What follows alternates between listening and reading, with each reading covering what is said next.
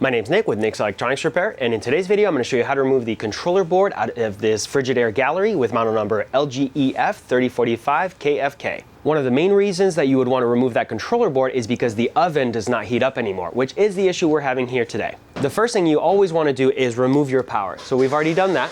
Next, we're going to turn the oven around and look at the back. We're only going to be focusing on removing the top panel for today. And I'm going to leave this center screw for last.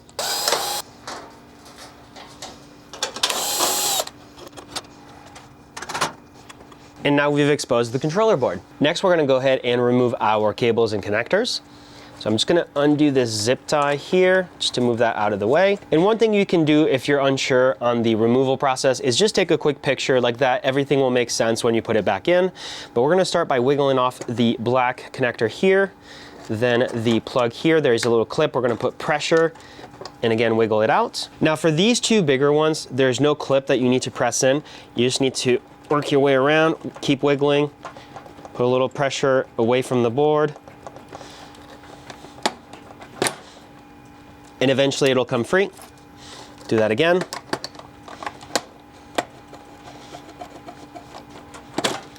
Here we go. And then this connector does have a clip at the bottom, so we're going to put pressure on that, and that comes right out. Now we can go ahead and remove the 4 Phillips screws, and the board comes out.